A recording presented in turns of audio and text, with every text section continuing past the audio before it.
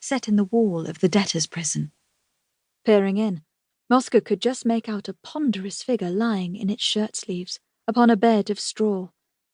The man in question had allowed a tragic and injured expression to settle upon his plump face, as if it was he and not Mosca who was braving the elements. His coat, wig, and pocket-watch chain had all been sold, leaving his much-patched waistcoat on display. Eponymous Clent, poet extraordinaire, word wizard laureate, and eternal bane of all those mean-minded enough to expect him to pay his bills. Once upon a time, Mosca had thought it a good idea to continue travelling with him instead of settling in Dandelion. They shared a love of words, a taste for adventure, and a dubious relationship with the truth. But such common ground can take two people only so far, and it was starting to seem as if it would take them to Grabley and no further. "What's your charm done for us, Mr. Clent?" snapped Mosca through her teeth. "Why don't you charm your way out of that cell? Why don't you charm us some dinner?" "She mocks me," murmured Clent, with a maddening air of stoic forgiveness. "It is her nature. Those of tottering intellect and meagre spirit always turn against their best friends and protectors as soon as they face real hardship. She cannot help it, Fates." He sighed. "Madam, you might reflect upon the fact that you at least have your liberty." "Yeah, it's lovely out here." Mosca glared up at the lowering sky of her liberty. "If I was any freer, I'd have influenza already." "Or," Clent continued with a hint of bitterness, "you might reflect on the reason I find myself thus incommoded.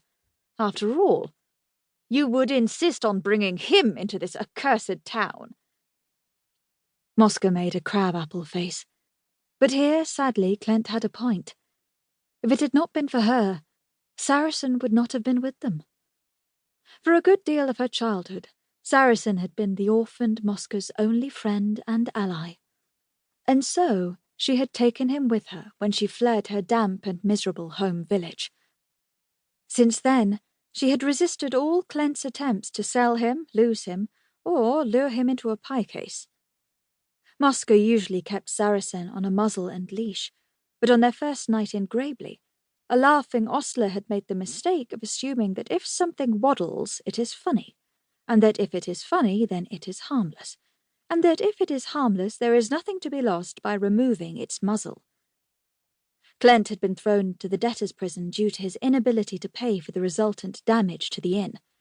The ostler, who was somewhat damaged himself, was carried off demanding that Saracen be put in the stocks, into which his wings would hardly have fitted, and that he be publicly flogged, which nobody seemed willing to attempt.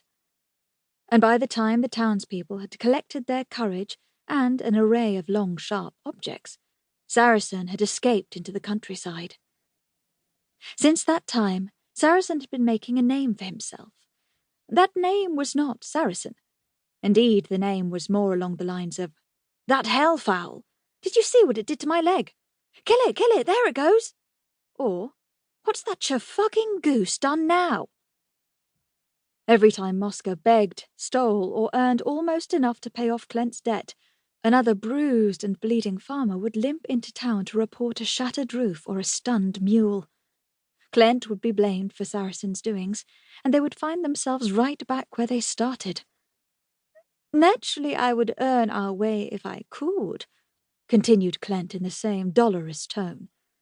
"But since the stationers stopped buying my poetry, what am I to do?" Although nobody usually admitted it, everybody knew that between them the powerful guilds that represented the main professions and crafts of the land held the country together. The formidable guild of stationers controlled the printing of all books in the realm, and burned any book they considered dangerous.